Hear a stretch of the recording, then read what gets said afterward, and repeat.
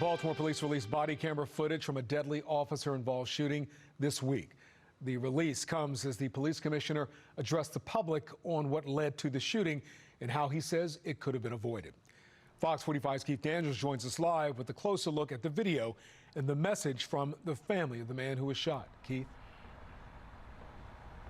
Well, Kai, this fatal shooting remains under investigation with BPD, the Attorney General's office, the lead investigator. And tonight, while this investigation may be ongoing, the police commissioner is making one thing clear tonight. He's standing by his officers.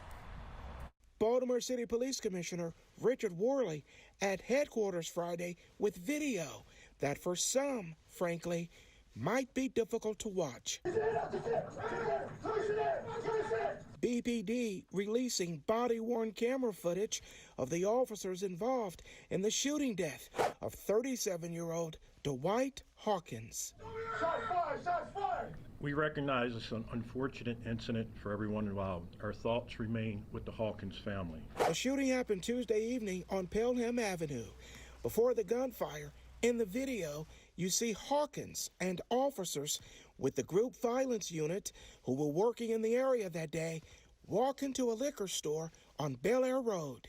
It's not clear why the officers went inside that store. It's clearly something drew those officers to that store. Worley says the officers then believed Hawkins was armed and approached him. Hawkins is then seen walking out of the store before running down the street with officers chasing him. Worley says the man then pulled a gun, seen here, ignoring commands to drop the weapon. Then investigators say Hawkins raised a 9mm handgun toward an officer. Two of the officers then opened fire, popping off 17 shots. Initially, police said 16. At the news conference, although the investigation is ongoing, Worley said he believes his officers, quote, acted appropriately. The officers are doing exactly what we want them to do. They're going in there, they're trying to get guns off the street.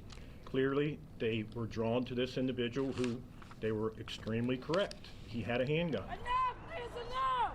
Enough is enough! But that fatal police-involved shooting, sparking protest. 16 shots was ridiculous. Hawkins' loved ones and community members at a demonstration after the release of the video. It was not good. It was like he was treated like he was a nothing. 16 shots? He's only 140 pounds. You don't need 16 shots to take him. You could have kicked him. People were grieving. I feel for the family. They're grieving the loved one that they lost. But when they've seen the body-worn camera video, and they've seen that he had a handgun in his hand, he refused to drop it numerous times. He's a convicted felon that should not even have had a handgun. And as he comes up to the second officer, he reaches his hand up towards the officer's gun. And unfortunately, the officer fired. Well, again, the commissioner said Hawkins did have a gun, but he said Hawkins did not fire that weapon. The officers involved, the two who actually fired their weapons, they've been identified. Their names, Arthur Fugue, a 6-year veteran, and Officer Omar Rodriguez, a 7-year veteran. Now, we've learned that Rodriguez was involved in the shooting death of Bilal B.J. Abdullah on Pennsylvania Avenue last June. The commissioner said today that Rodriguez just returned to the streets in December.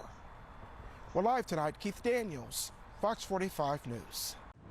I'm Kai Jackson. Thank you for watching. Here's another video to watch. Also, please take a moment to subscribe to our channel.